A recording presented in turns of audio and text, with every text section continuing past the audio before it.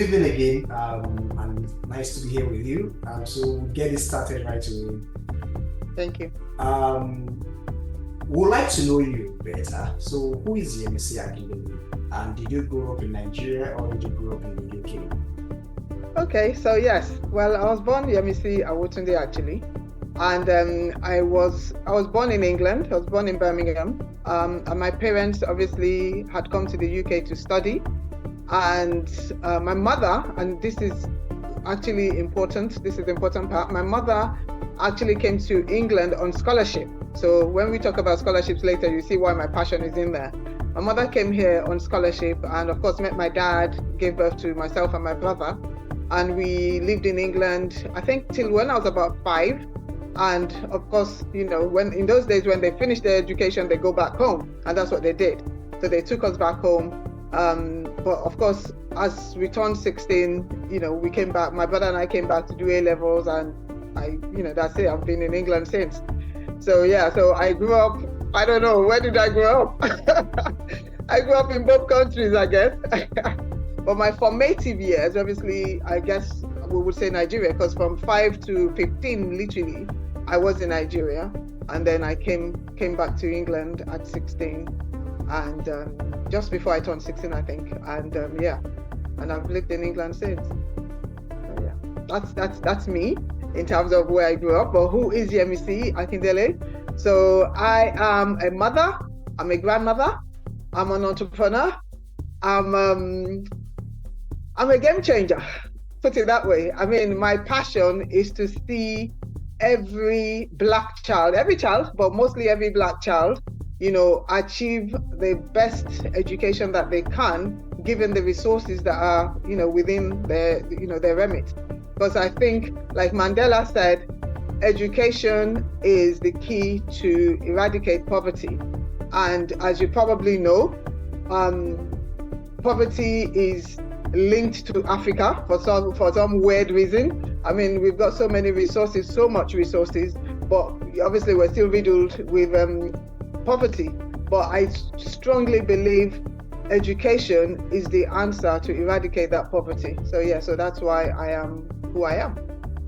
And I'm also, I'll have to add this bit to it, I'm also a legal consultant. So where my background was in accounting and finance, I made it a point to retrain in law, and I focused mostly on family and child law, which meant I'm able to work with families in terms of their education issues. So I do work as an advocate for families and schools on the education front in terms of your rights. Awesome. Very awesome. So good to know that. Okay, I just remember you said you're at your daughter's place. So invariably, yes. You look so young for a grandmother. Thank you. I've got 4 grandsons and 1 granddaughter. Wow, awesome. Yeah, awesome. I've got 4 children of my own. 3 of them are married, and the youngest one is about to get married because he's just proposed to his girlfriend. Wow. And we're looking at a destination wedding next year by God's grace. So yeah. Fantastic. Fantastic. Wishing you all the best. Thank you very much. I appreciate that. So you do a lot of advocacy work in the area of children's rights to an inclusive curriculum, and through your Higher Achievers Global Foundation for the African Girl Child too. Tell us about all of this. Okay, so in terms of ensuring that the young people, and it doesn't matter how young you are, in fact, it doesn't matter how old you are, so long as it's to do with education, I truly believe your rights must not be inhibited. You must achieve those things that you're deemed to achieve. So for example, I'll give you an example. It's funny because we're having this interview. Only today I've had a few parents call me about this same issue. So what you then find is, in terms of something called special learning needs, I'm not sure if you're aware of it, it's called SEN, special educational needs. So this is literally to do with a child who probably has dyslexia, dyscalculia, whatever the learning disability is. I don't like calling it a disability because I just feel it's a need that that child needs. to be looked after. So where you have children who have a learning need, some of the schools, they don't obviously make it public that they're like this, but some of the schools would find ways of excluding a child from their school based on that, saying, oh, we can't cope with this, or they don't have the resources for this. That is a big lie. And that's what I advocate for parents to know, that so long as I get to hear about it, trust me, your school will definitely be catering for you, because every school has that budget. The reason why they get the budget from the government every year is to cater for not just the needs of the very able child or the child that is just regular. It's for every single child. So if a child has a learning need, we need to find out what is that learning need. The council has a responsibility to do what they call an assessment. The school has a responsibility to identify this child, that this child has a need, and the parents, in fact, if you ask me, I think the major responsibility lies with the parent to know your child, because you gave birth to this child. This is your child. You've had this child. Yes, you might not be an expert in recognizing these things, but you will definitely know that, okay, I hear that most children start to talk by the time they're 2, 3, whatever it is, and my child is still not doing this. Certain things that a child is supposed to be doing and your child is not doing, you obviously recognize that there's a problem, and that's where you begin to talk to your doctor, seek help, go to social services, find the help. And if you've done that and they don't help you, then I need to hear about it. Or if you're not even aware and you suddenly wake up one day and you find out, oh my goodness, my child has this need, and you go to the school, or the school is telling you that, sorry, you need to remove your child because your child's not coping, we can't cope with your child, then you want to find out, why isn't my child coping? Why aren't you able to cater for my child? And of course, it then shows that the child has a need and you're trying to exclude my child.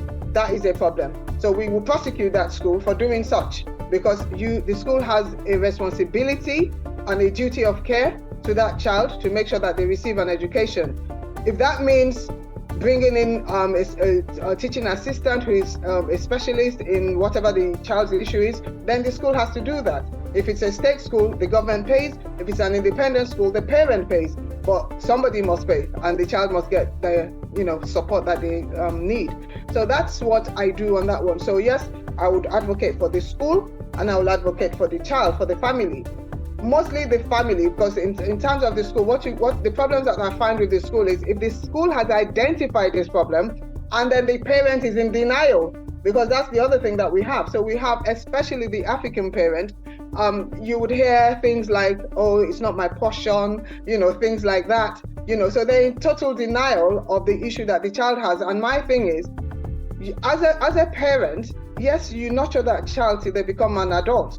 But the question is, you must remember that this child would one day go and become somebody's father or somebody's mother or somebody's husband or somebody's wife or somebody's employee, or want to be somebody's employer.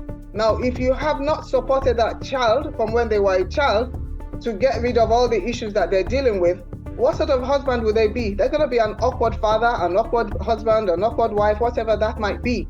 And they're dealing with that in adulthood because they still haven't figured out what the problem is. We've seen it happen. I've had a guy who in his late 30s, his supervisor, he was doing his master's, his supervisor told him he was meant to get a first class, he was meant to get distinction, but unfortunately he wouldn't, because he had problems from when he was a child, but nobody dealt with them. He had no idea what they were talking about. I had to bring him in. I actually brought him in. We did an interview, and he's actually in my book. I wrote a book a few years ago now, but this guy gave an interview which is in the book, and I did that so that people, parents especially, can see this, that if you don't help that child from when they're a child, they become an adult and they having to be dealing with these issues. It's so not necessary. So there's no point in us being in denial.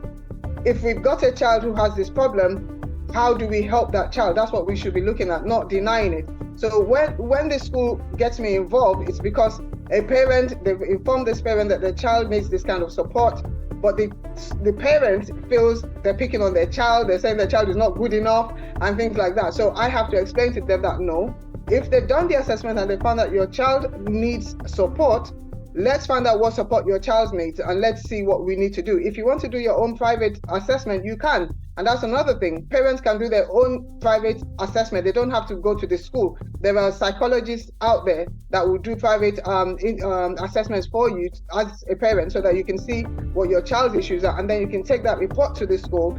one of the things that the school will do is, first of all, when they're writing exams, they get 25% extra time in order to cope with whatever it is that they're doing. But unfortunately, some of the parents are in denial that they have this issue. They are not the ones suffering, it's the child that suffers. So we need to embrace these issues that we have and face them head on. So yeah. Awesome. You mentioned something else about the girl child.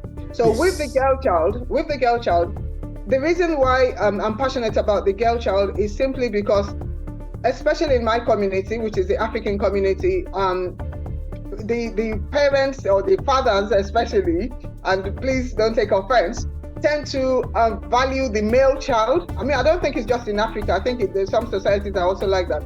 They tend to value the male child even more. But one thing that I continue to remind these fathers is, first of all, the woman, if you don't have a woman in this world, you're done, because the woman has brought forth the man in the first place. So we need to educate the woman. And if you educate a woman, trust me, you've educated the whole nation, 100%. So why would we not educate our girl child? So what I then decided to start doing is, okay, you know what? Those families that I recognize, that I can identify, that in this family, they're definitely not going to send this girl to school. They're going to focus on this boy. I can see that. So in those families, I pick out the girl child and we sponsor the girl child. We pay for, we've got one girl now who's graduated from university. She's doing her NYSC. That's the thing we do in Nigeria. She's doing her NYSC now. Her graduation is going to be this October, which by God's grace, I'm going to be attending. And that's the first girl that we put through school, and she's gone all the way through to a private university. She's finished well. She got a 2-1. She's now told us that, of course, she's the first girl in her entire family who's ever gone to secondary school, let alone go to university and graduate. And now she's earning good money because she's also working. And that's something that it's a dream come true for her and her family. So those are the kind of things that we're doing with the Global Foundation, and it's worked tremendously. We've seen this is one that is an example. We have younger ones, but they're not up to that level yet. They're still in secondary school. They started in primary, but they're doing extremely well. So yeah, so we continue to push for that. I mean, we want to support the boy child as well, but first of all, we want to focus on the girl child. We want to see that rise to a good level so that people all over the world can see that, honestly, we need to focus on the girl child as well, as much as we focus on the boy child. I have 4 children, 2 boys and 2 girls, and all of my children are graduates. I mean, I had to educate them. One of the girls is an engineer. So again, she's a STEM girl. So we're not just looking at, go and do catering or go and do, boys can do catering. Why can't boys do catering? Why can't boys do hairdressing? I mean, we see that happening now. So it's not a girl's job just to be a nurse. Men can be a nurse. Girls can be a doctor. They can be a dentist. And that's what we're focusing on. So my second daughter, she's my first daughter actually. She's a lecturer at a university, and the second one is the engineer. So yes, so we need to educate the girl children so that they can be independent and stand on their own. Awesome. I learned that when you educate a boy, you educate an individual. That's correct. When you educate a girl, you've educated a community. That's right. Interesting. Absolutely. We're believers in that as well.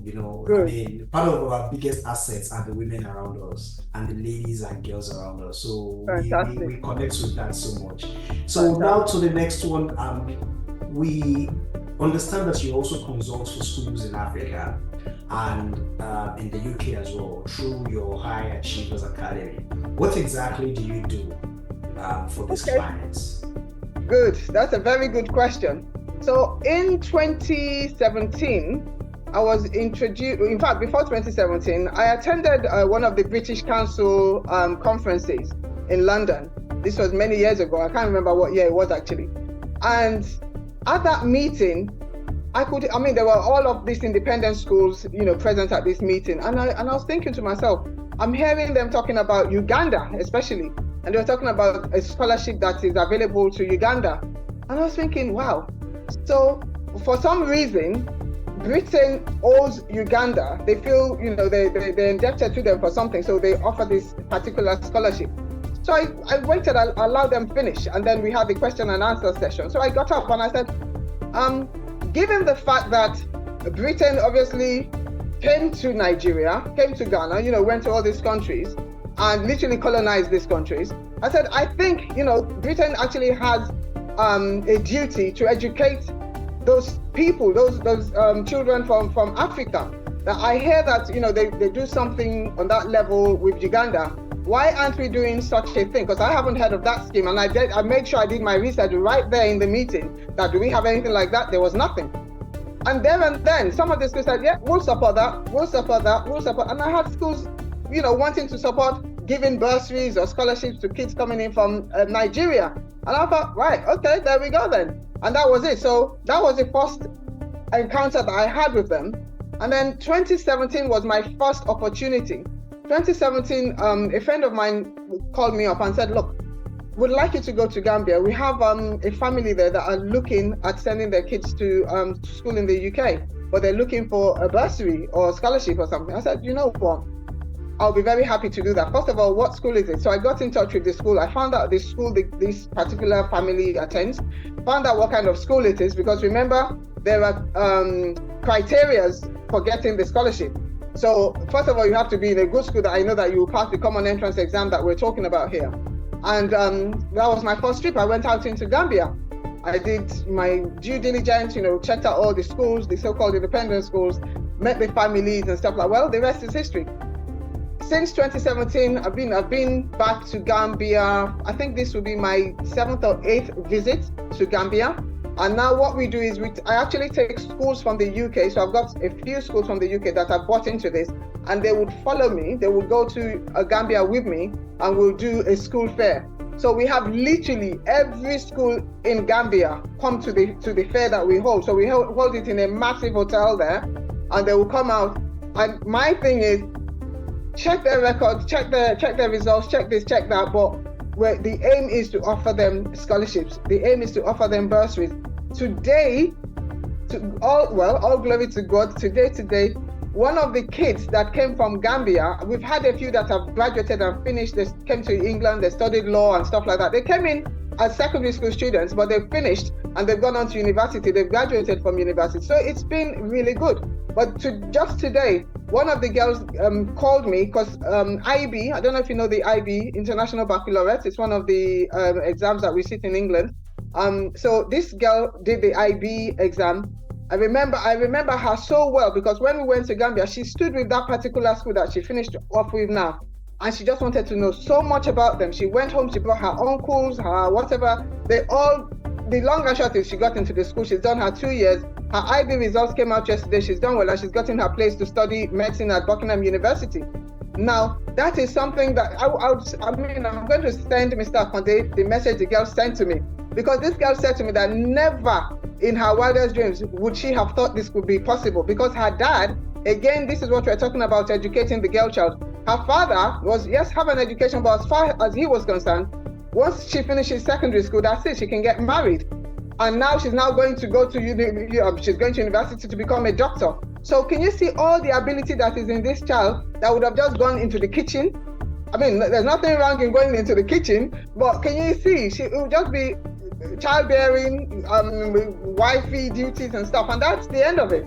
So I'm so grateful to God that, this has happened. So yes, so that is how we got into Africa. So consulting there means working with the schools in the Gambia, in Nigeria, in Senegal, in Ghana, and bringing it back to the UK. So we now have a partnership going whereby we have, right now this year, by God's grace, what we're trying to do is have what we call exchange programs. So some of the kids from the UK will go to Africa and spend a week, and the ones in Africa will come to the UK and spend a week. That does not necessarily mean because they want to come and school here, it's just to have that experience. Also for our kids, because if the kids here are being raised to become global citizens, how do you become global citizens sitting in your little school in Yorkshire? You can only become global citizen if you leave your comfort zone and go out there and learn other people's culture, so that truly when you then finish university and you get headhunted by, I don't know, Japan or somewhere like that, you understand other people's culture and you've met other people. It's not just your regular Yorkshire people that you've been seeing all your life. So that is the essence behind what we do in that area. Awesome. Awesome. That's quite a lot. And congratulations on the young woman that is Thank now you. gone Thank through you. her IB program and is Yes, now about to become a doctor. I mean, absolutely. it's so heartwarming, you know, It it's so is. heartwarming. It is. It is. So It is. congratulations on that. Thank So you. now what is the criteria for people to qualify for scholarships and bursaries at these top independent schools in the UK? Yeah. And Fantastic. opportunities really abound? Yeah. Good question. So first of all, let me tell you the background to this scholarship business. Like I was saying about my mom, because my mom obviously came to England on scholarship, I believe that was the opportunity. When you say those opportunities abound, I believe that's the opportunity that abounded onto myself. Because she had that opportunity, my grandfather must have had like, I don't know, 10, 12 kids. Would she have been the one that he would pick out all his pennies and send to England? I doubt it very much. But because she was smart enough to get the scholarship is why she obviously ended up in England. And she met my father, I came along. I then feel the opportunity that has been given to me through my mom having that scholarship is why I was born in England, had my children born in England, having them have an education that is unrivaled. Obviously, if you have a British education, you know what that means. If you're, good enough to have gone into the good schools, which by the grace of God, my kids had gone to very good schools. They went to the independent schools themselves. So yes, so for me, helping children getting the scholarships and the bursaries was a life mission. I'm still at it. And what does that mean? First of all, people from my community, they don't believe in paying fees, as you probably know. It's like, they can go to the school down the road. There's nothing wrong with that school. Wherever a child goes, they're going to do well, blah, blah, blah. You know, that kind of thing. So I then had to find a way of changing that mindset. That, you know what? Okay, if I'm able to get your child into that school for little or nothing, how about that? They say, of course, we would like to go there. So now they like the private school because it's not going to cost them much. So I then had to think about, how do we do this? Not every child is academically sound. We get that. Yes, they're good, they're average, but they're not scholarship level. So what other things can we do to do this? So the question you asked is, what are the criteria for getting the bursaries and the scholarship? So the criteria for scholarship is purely based on ability. So your academics must be sound, and it's not just academics. It could be if you're really good at IT, if you're good at music, if you're good at drama, any skill that you have becomes a scholarship. I've introduced others into it. So I've introduced voice. So if I have a girl, a child, boy, girl, whatever, that can sing really well, I'm like, you know what, that is scholarship level. And I took it to a school and I said, you know what, she doesn't play an instrument, but she sings really well. So her voice is an instrument. It deserves a scholarship. And they tested her, and Jola got the scholarship for her voice. Now, I'd never heard of that until when I brought it in, and now it's a thing. Do you understand? So scholarship is based on your whatever skills, whatever ability that you have, that you can produce to them to say, look, I'm good at this, I think I deserve a scholarship for it. But with the bursary, on the other hand, bursary is means tested. So bursary is based on the family finances. So the school will look at what you're earning and what your outgoings are. You know, they will look at the two and then decide that, okay, based on what is left for you, we can support you. So we've got kids, some of them have gone on 100% bursary to top schools like Eton, Harrow, and those are schools that charge £50,000 per annum. That's the fees for Harrow right now. It's 50k, Eton is 50k, Winchester is 50k, and we've had kids go there for nothing. All they've had to do was be well sound here. So we take them from when they're like maybe in year 5, which is about age 9, and we begin to work with them. You know, you push them. Not what is being done at school. Forget what is being done at school. That's got absolutely nothing to do with what they're going to be testing them on. So I introduce them, I recommend the books, the textbooks that they should be using. So I encourage the parents to use their child benefits, because they do get this child benefit money. Because you hear the parents say, oh, we can't afford tuition. Yes, you can. They get child benefits. Use their child benefits. It's for the benefit of the child, not the parent. So pay for tutors and get this child tutored. And that's what I've done for many years. You know, make sure these children get the proper tuition that they need so that they can go in, do this test, pass the test, and get into the schools. And that's what we've done. We've had kids that have gone to the likes of Harrow. One boy, Tumi, he was actually on TV. You can Google him, Channel 4. It was called Too Poor for Posh School, because Harrow is a posh school. And the title of that program was Too Poor for Posh School. And Tumi got it. Tumi got that scholarship. It was called the Peter Beckwith Scholarship. It was 100%. He didn't have to pay the fees. Tumi is now 23 years old, I think. Yeah. Tumi is about 23, 24 now. He works in Citibank. Now, that is a testimony. This is a kid that his dad is a postman. Mom works as a clerk with, I think, CPS. And the boy was age 10, 11 when he was introduced to me. Today, he's 23, 24. He works as a senior associate with Citibank. That is the power of education. He's changed the course of life completely. And there are many, many like that. So it's really important that we continue to let people know that scholarships and bursaries are available. You just need to prepare your child. If you prepare your child, those things are waiting for you. Awesome. Tome will be forever thankful. Oh, well, I'm grateful. I know every day, even when I'm tired to pray, I know people are praying for me, so that's good enough. Awesome. That's absolutely fantastic. Can I just ask you something? These scholarships and bursaries you're talking about, are they for children over there, black children over there, African children or whatever over there, or are they available to children over here in Nigeria as well? I think you mentioned earlier on that you took some people from Gambia to yes, it's for everybody. I've been able to extend it to Nigeria. Anywhere you're coming from, we get it for you now. Oh, so there's no barriers to it now. It's for everyone. Yes, that is absolutely incredible. I'll allow Ade to continue before All right. So are these particular independent schools that you really work with? Are they strictly independent schools? Most of them are independent schools. Yes. Can you mention a few of them? Yes, well, definitely Harrow. That's my number one, my favorite, because my son went there. So Harrow School for Boys, I work with them. I work with Finborough School. I work with the Mount School in York. I work with Colford School in Suffolk. I work with Owl Park School, that's in Suffolk as well. In fact, my 2 grandchildren are at that school.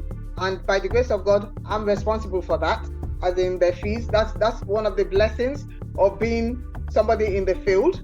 So it gives me the opportunity, because I'm able to then apply for a reduction in fees for the children.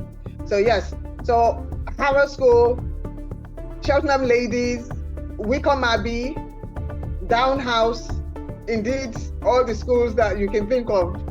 So yes, I work with, and not only do I work with those independent schools, I'm actually part of the Independent Schools Council. So I was brought in during the COVID year, 2020, as one of their, they have an advisory board. So I was, brought in as part of the people who advise them, especially on Nigerian students. So yes. Oh, that's good to know. You've got quite, that's a handful, and I can guarantee you that, from the audience that we have, there will be quite a lot of interest that will come after this.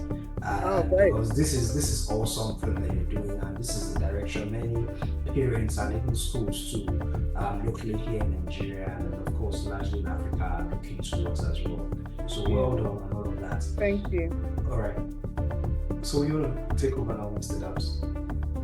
Thank you so much. Okay, thank you so much. Okay. This is great. As you mentioned those schools, it was taking me back. I schooled in England. I think I mentioned to you. I went to Shiplake College. I don't know if you know Shiplake College, Oxfordshire. Okay. Oh yeah, Shiplake. That's a good school. Yeah, Henley on Thames. Rowan. It was a Rowan school. Yes, And I schooled, and I went to prep school in England as well. Before that, I was at Christchurch Cathedral School in Oxford. So when you're talking about scholarships for music or for singing, I know exactly what you're talking about, because a lot of the kids at that school were actually they're choristers. They're choristers, exactly. Yeah. Yes.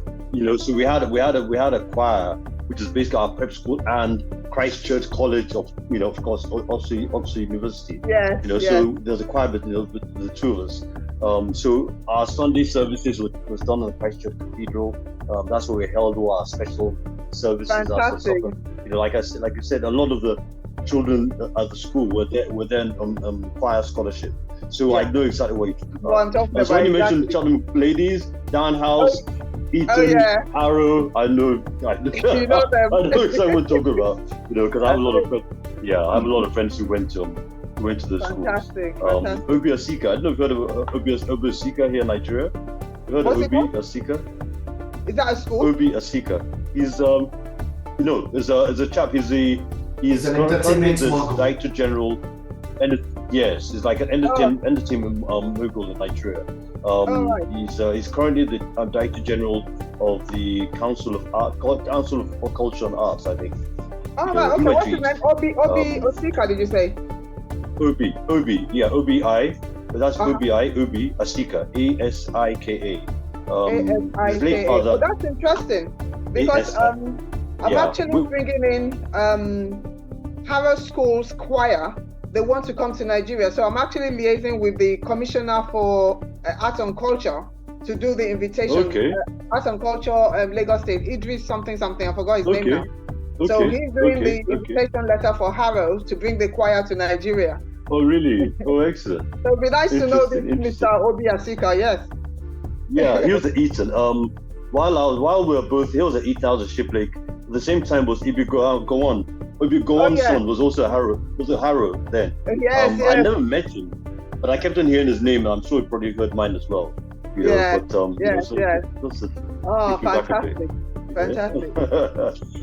So those are good next schools. Very good schools. Yeah, I mean, excellent schools. A lot of Nigerians aspire to go to the sort of schools as well. So our next question. Okay, earlier this year, this is something you mentioned to me. The UK government introduced a VAT of 20% for school fees. Yeah. What are the wide implications of this, and do you see the new Labour government revisiting this at all?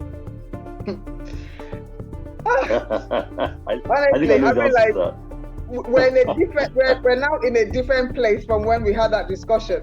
Why? Because obviously the election took place a couple of days ago, and we all know where we are now. So yes, so this policy is obviously coming in. They are introducing this 20% VAT, to school fees.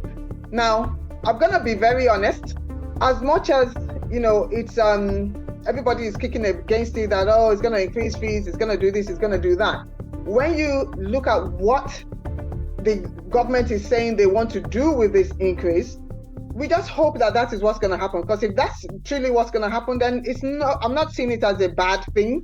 I'm seeing it as it's to increase the education standards, is to bring it up to where it ought to be. Because let's remind ourselves, you went to Shiplake. Obi went to Eton. Gowonson went to Harrow.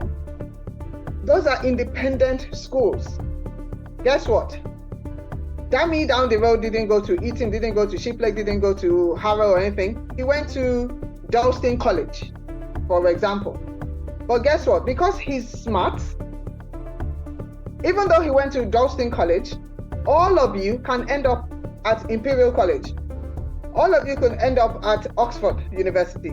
All of you can end up in Warwick University, regardless of what secondary schools you've gone to. So we've just talked about you three who went to all our top independent schools, and Dami down the road who just went to a regular college just next door to where he lives. Nobody even has heard of Dalston College, but it's there. But because he's smart enough, he got the grades, he applied to Oxford, he got into Oxford.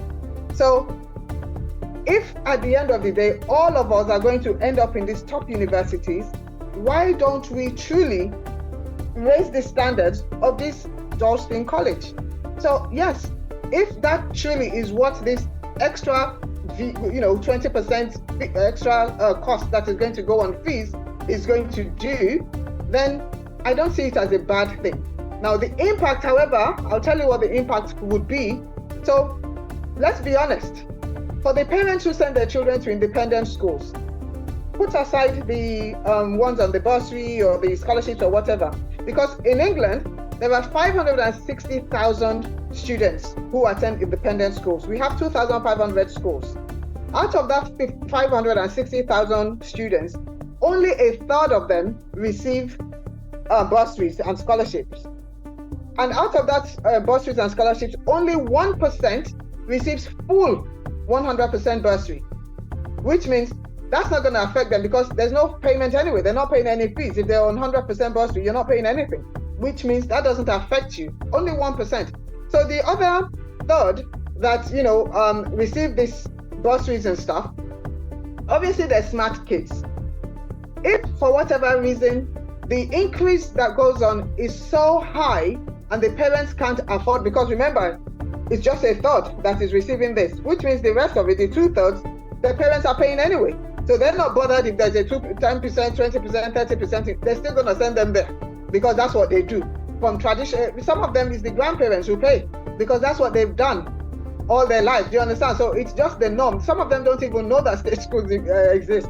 So that is where the children go. So those guys will still go anyhow. Now, the ones that would probably be affected, yes, are the ones who are on bursaries, who are on scholarships and stuff like that. But the question is, if that money is being transferred to the state sector to raise the standards, so the argument surely must be that, well, if the standard is going to be great in the state sector, there's no reason for you to be in the independent school anyway, if you can't afford it.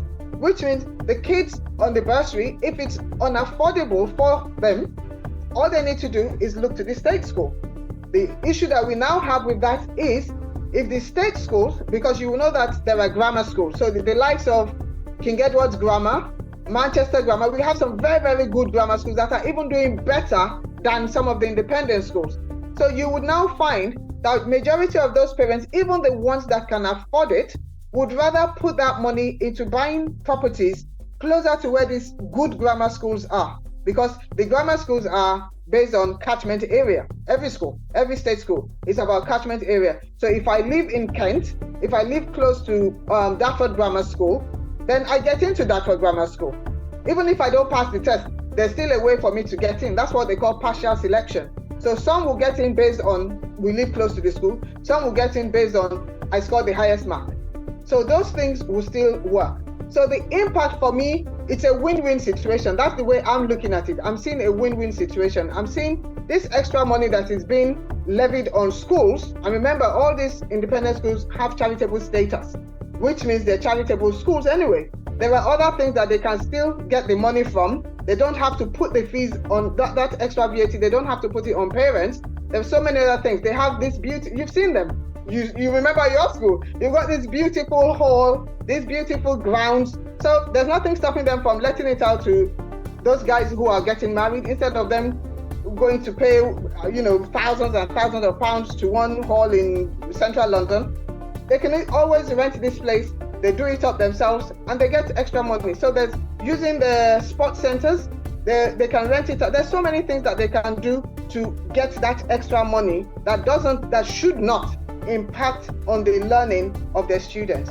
So the way I see it, it's a win-win situation. Everybody wins. Nobody should lose here. The kids in the state schools, they get better teaching because part of this money is to bring in an extra 2,500 teachers to the school, to also give teachers bonuses so that they're encouraged to remain in the profession and not want to leave teaching and go and retrain to become a dentist or something like that. So I think it's a win-win situation, and that's how I'm seeing it. I'm seeing it as a positive thing that would benefit both sectors. Excellent. Yeah, you're absolutely right. I remember the shipwreck as well. I remember our sports hall was built by, I can't remember the name of the organization. One major construction company that built it. Yeah. And it was named after them.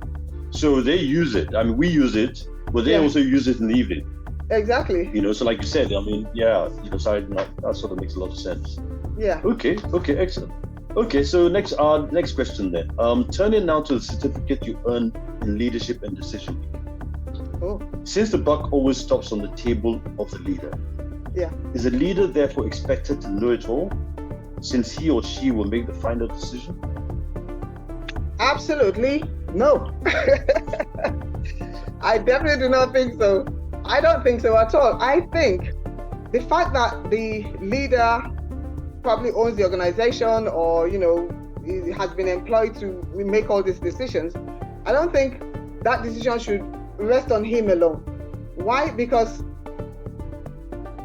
as much as, you might have the knowledge, the intention, what you want from this, I think bringing other ideas in, getting the input of your team is really, really important, because what you think you'll be shocked that actually absolutely nothing. So I think the best way to get the best outcome, to make the right decision at the end of the day, is to bring in, outside, input, like from your team members, bring them in, get their opinion, and then, work together on that, but not to say, this is the way. I don't think that's good leadership skills at all. I think to be a good leader is to listen to your team, your members, other people within that sector, whatever we're working on, and what are their opinions, and why should we go with this? Why shouldn't we go with this? So that at the end of the day, we all come to a consensus and, agree on something tangible and then deliver. But yeah, that's how I think it should be. I do not think it should lie with that leader because they have the role of leader. Yeah. I truly agree with you. I also want to mention something. There's something I wanted to ask earlier on, but you answered the question I was going to ask, which is the difference between scholarship and bursary. So I have a clear, because I've been wondering what the difference was. What the difference? Yeah. Yes, but you clear that up now. Yeah. Thanks so much. Okay, the next one is still something I'm still on that sort of decision, because when I saw that in your bio, I thought it sort of intrigued me a bit about this whole decision thing. So I want to ask, we seldom know if a decision we take is the right one until we see or experience the outcome. Is it possible at all to know before or while taking the decision? Wow, whether that's right one? Yeah, I mean, I think, to be fair, I don't think it's whilst you're thinking about it. I think once you've decided on what you want to do, you probably have an idea of what you want, but you'll find that at the very last minute, things can change, the variables can change. And when those variables change, you have to be ready to change whatever that decision was. So no, I don't think, it's set in stone like that. I think you should be open to change. Definitely, that's what it's all about, isn't it? Open to change. So if variables change, if situations change, if circumstances change, for example, I'll tell you this, look at what we discussed a few minutes ago. Prior to Labour getting in, I was 100%, this must not work, it must not even come in and stuff. And then now that they've actually gotten in, and I've seen that, okay, you know what, they're in now, let's think about this carefully. Yeah. And then I'm thinking, actually, it can actually work, because where I was blinded to all the benefits that they actually were looking to do, because this is not money that they're saying, oh, okay, you know what, we want to improve the Labour Party, so this extra money would help us do this. That's not what they're saying. It's still within education. They want to increase this, the level of education of those children who are supposed to be underprivileged or less privileged, So why shouldn't we do that? I mean, it just makes sense, right? That we should increase the standards, bring in the good because look, in my granddaughter's school, she's in year 7 now. This September she'll be going into year 8. But from when she joined the school in year 6, she had guys who were teaching her. Her English teacher was a professor. Her maths teacher was most of those guys, yes, most of those guys had PhDs. Now you and I know that. Yes, I mean, this is primary school, prep school. You went to a prep school, yeah. So prep school. Yeah. So these are not teachers that have just finished PGCE and done the qualifying teacher status. No, these are guys that have been in, they've gone through education. They're PhD holders, And the science teacher is a PhD holder, and these are kids in year 6. In fact, when I went to the school and I did the tour, the DT room, design and technology, when you look at the stuff that's there, you have to remind yourself that the oldest of the child that could have done this, know how could they? They're not even 14. They're 13. That's the most they could be. Yeah, 13, because that's what prep school is. Yeah. So that is the beauty of the independent. That's what you're paying for, if you see what I mean. So if we have one cohort of children in society that are receiving this, and another that are not nowhere near. Then if someone is trying to improve that, then I think we should embrace it. It just makes sense. Definitely. So yeah. Makes a lot of sense. I wish I could do the same thing here in Nigeria, honestly, because I mean the gap is just getting wider here, unfortunately. Yeah. Exactly. I'm talking about here in Nigeria. And if more can be put in, into governments, what we call government schools here in Nigeria, basically state schools, and improve the quality and bring in better teachers. I mean, when you're saying teachers have PhD, I have been out of that system for so long, and I've been here for so long, and here in Nigeria, you have schools, you have teachers who literally, some of them, I don't know if they went to university or, that in Nigeria. Sorry, slight digression. Do you know that to get into a university in Nigeria, to study education, the criteria or the pass mark or the cutoff mark is actually lower than if you're to study a regular degree. Look at These are people who are going to teach. And you're giving them a lower pass mark. Why? Because they say they're trying to encourage more people to go into the teaching. Imagine. Meanwhile, you're just bringing in the worst of the worst. Yeah, exactly. And then you're wondering why you're wondering why the teachers teaching your children are so poor. Of course it will be. It's ridiculous. I mean, crazy. The way I look at that also based on the Nigerian factor. People have said to me that, Yemisi, how come you're not setting up a school in Nigeria? I'm like, I don't want to set up a school in Nigeria. I want to help the schools that are in Nigeria. Those schools that need support, let's support them. It's not about setting up another one. And that thing about one king, what that proverb about one blind man or one blind king or something like that. Yes. One-eyed king is exactly. One-eyed man is the king. Exactly. So I don't want to be that. I don't want to go and do that school that is supposed to have state of the art, and all of that. I know everybody, all the other schools around me are crumbling. What's the point? Let's put all that resource into helping those individual schools, at least to some level. When you think about it, all the presidents that you've had in Nigeria, I always get this from my partner. All the presidents that you've had in Nigeria, none of them have gone to all these so-called private schools. They all went to these so-called government schools that we had in Nigeria. So if that is where you're recruiting for to get your president, then I think we need to be improving those schools. So at least we have some decent people that are going to become these presidents. I think it's the same way I'm seeing this one. Totally agree. Excellent. Okay. Now, penultimate question. You have won several awards both in Nigeria and in the UK. Which touched you most? It's so funny you asked me that question because the moment I read it, there's just one thing that came to mind, and it's the one, I don't know if it's in there, but there's only one that I'm really, really, that stands out for me that I'm grateful for, which is the Woman of Praise, and that is to do with my faith. So everything else, the education and all of that, they're great and all of that, but the one that I really appreciate the most, I appreciate them all, don't get me wrong, I appreciate them all, but the one that really does it for me is the Woman of Praise Award. Because that's based on my faith and everything, because without my faith, I can't do everything that I do. I can't do those things. That's right. So yeah. That's right. That's what makes you who you are. Absolutely. That's right. Okay, to our last question now. Compared to children in the UK, how well are Nigerian children doing their rights? You know what?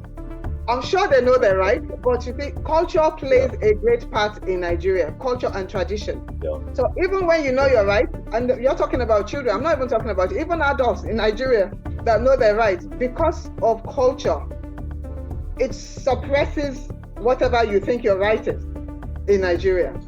I think we're coming out of that. We kind of saw a little bit of that during EndSARS when those young people, they came out and wanted to really stand their ground.